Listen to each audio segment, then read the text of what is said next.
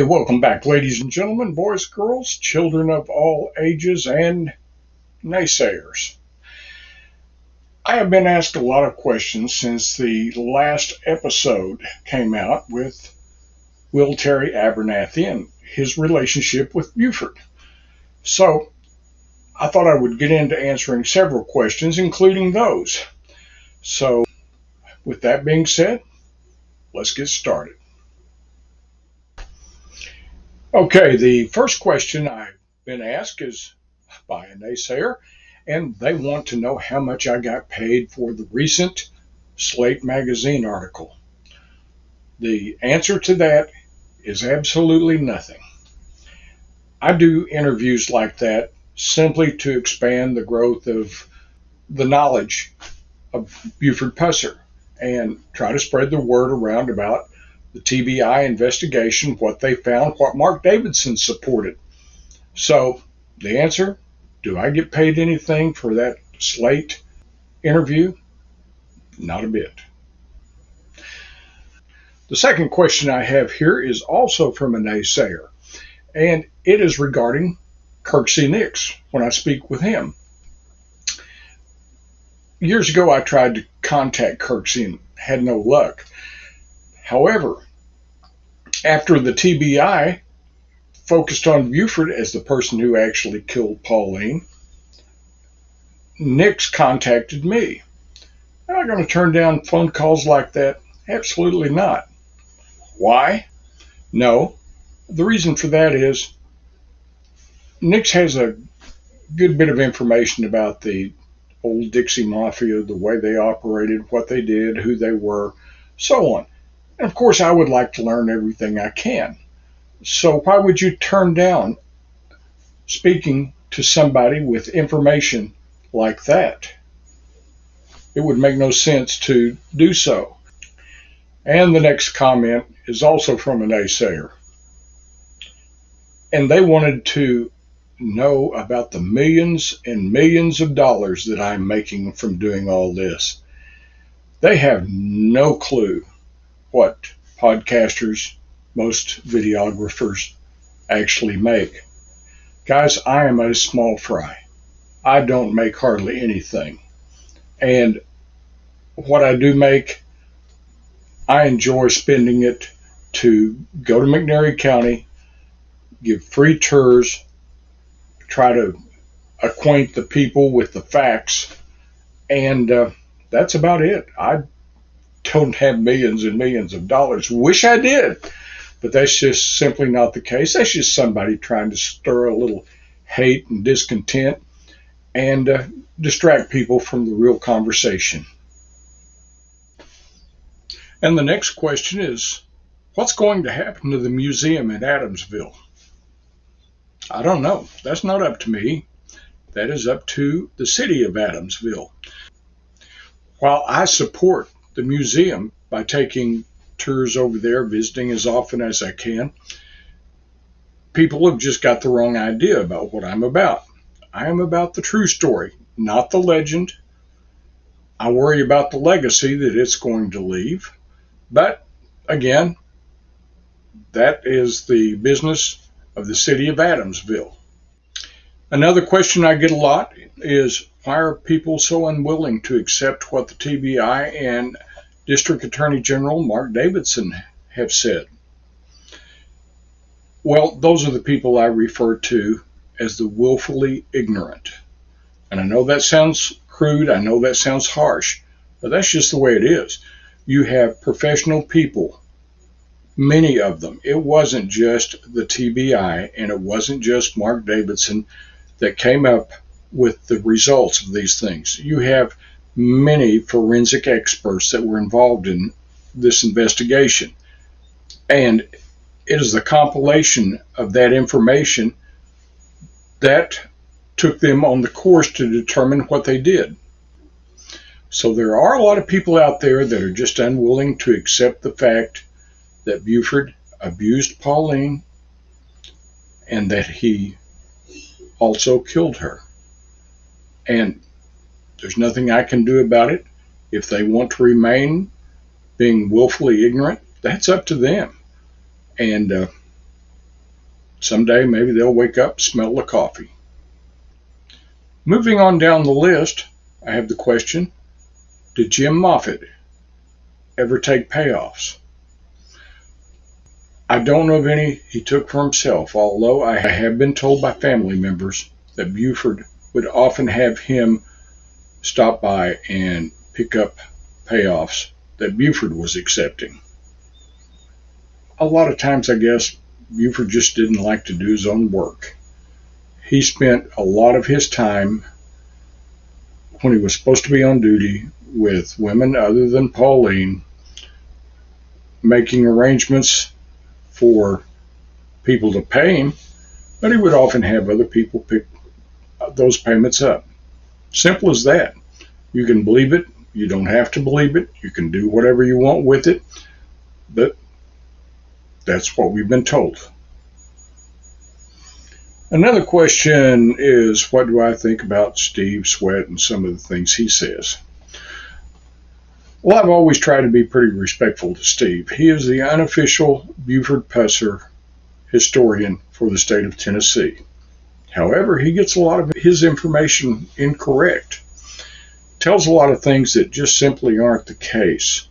For instance, he will continually say things like, I don't know, I wasn't there and neither were you, so I'm just going by what Buford said. Well, on the flip side of that coin is, well, Steve, I wasn't there and neither were you. But Jim Moffitt was, and so were people like Ruth Travis, Ann Henderson, many others who will have information that wasn't that way. So Steve has his opinion, while he is supposed to be the unofficial historian for the state of Tennessee and all things Buford Pusser. He's not going by what official reports, such as those from the district attorney and the TBI, have to say. He is simply passing along his own beliefs. The next question, what is your thoughts on Fred McCoy? Well, he's just another former law enforcement officer with his own opinion. I haven't seen any actual evidence that he has produced, and he just likes to give his opinion on that others have produced, whether it be district attorneys, law enforcement officers, former law enforcement officers, forensic experts, whomever. Here's a question that has been asked and answered so many times. I don't know why that you naysayers can't get this. The question is, are you related to the Hatcocks?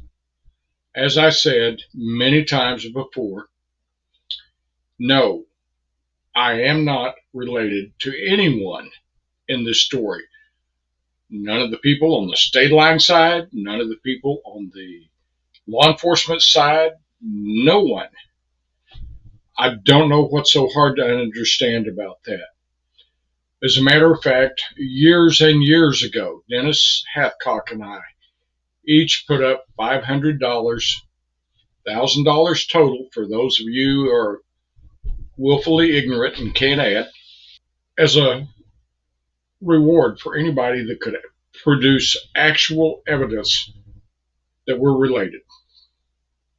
And thus far, no one has even attempted to collect that money. If you want to know why, it's because we're not related. It's not rocket science. You guys ought to understand that by now. So, and the next question relates directly to that.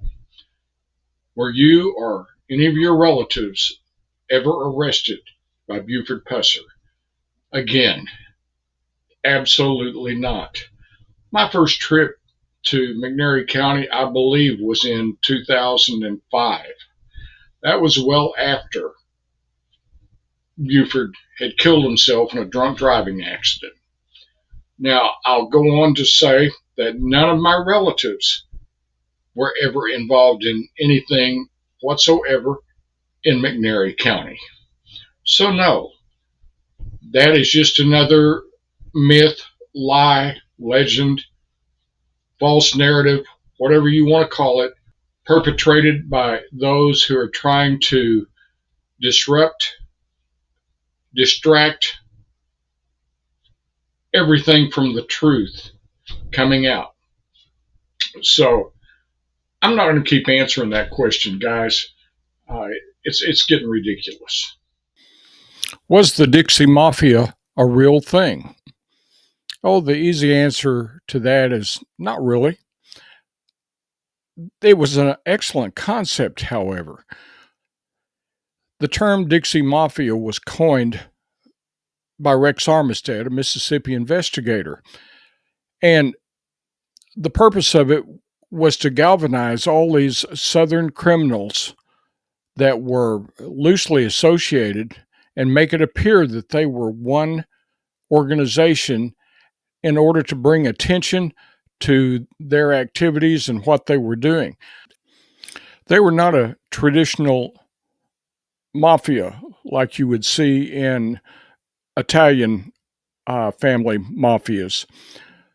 They were just a loose gang of Southern criminals. That was about it.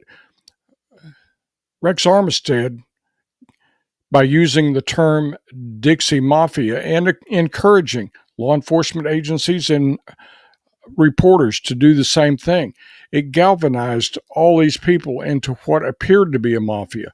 That way, police officers, organizations, agencies could get better intel on the whereabouts of all these people because the average person thought that they were indeed a mafia and wanted to, put an end to that. The best example I can give you is first of all, there was no godfather. There were no leaders. The way they would operate is, let's say that one guy knows of a store that's going to have a large sum of money in a safe. Well, he needs somebody that can overcome an alarm system and someone who can peel a safe. And he'd go out to this group of people, find two people with those skills, and the three of them would rob the place and split the money. There was no mafia family or godfather or anyone else that really got a cut of anything. So they were just a loose band of Southern criminals. That's about it. Now, the next question is that during the ambush, exactly when did Buford shoot himself? I would say that my best guess would be that was the last thing he did before he turned and headed towards Selmer. It didn't happen at all like that he claimed. And the reason I say this is because if he had shot himself at 4:45, 5 o'clock in the morning, the wound was bad enough he would have probably bled out and would not have survived his own wound. But he probably murdered Pauline about that time and then drove around trying to think about exactly how he's going to cover this up, what he's going to do with her body, how he could explain her death, and finally came up with the idea that, he'd just make it look like an ambush. And then the very last thing that he did before he headed towards Selmer was to shoot himself. And that way, he was only going to be able to bleed for about 10 minutes or so before he would be found. So that's just my opinion, my guess. But for what it's worth, we have some questions about Will Terry Abernathy and why he wouldn't ever indict Buford for anything. Well, it could be several possible answers to that question. One is that he was afraid of what Buford might do to him physically. Abernathy was no match for Buford if they got into a tussle. And it could be that Buford had some dirt on him, and making him aware that, hey, if you ever tried to indict me, the gloves come off and I'll tell what all you're into. And then there's the possibility that Buford, Abernathy, and others could have been involved in a crime syndicate of their own. And I'll get into that in another episode. Let's see. Another question is regarding Pauline and Will Terry Abernathy. You know, it said right there in the report that we gave on Jim Moffitt in the last episode that he was aware that Buford had beaten her 3 days before she was murdered. Why didn't Abernathy ever consider Buford as a possible suspect in her murder if he knew that? And I say that he probably knew it because Pauline also went to him to check about getting a divorce from Buford. Now, that really seems strange that you can have a woman that has been beaten and she has gone to this particular individual talking about a divorce, and he doesn't consider her as the victim of a murdering husband. That is really bizarre. Well, folks, this has been entertaining, but it is going to be a Saturday. I'm going to get off here.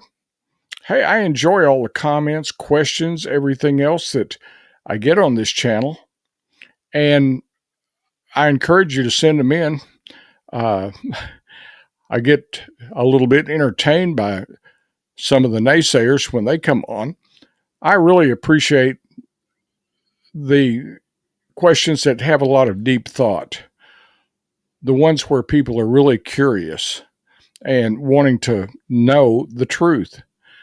I get tickled at those that are from the naysayers because they're just funny. They're ridiculous.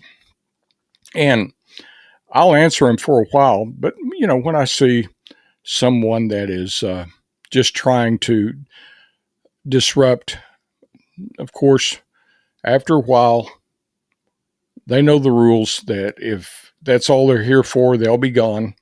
And after a while, that's what happens. I will block them from being able to comment.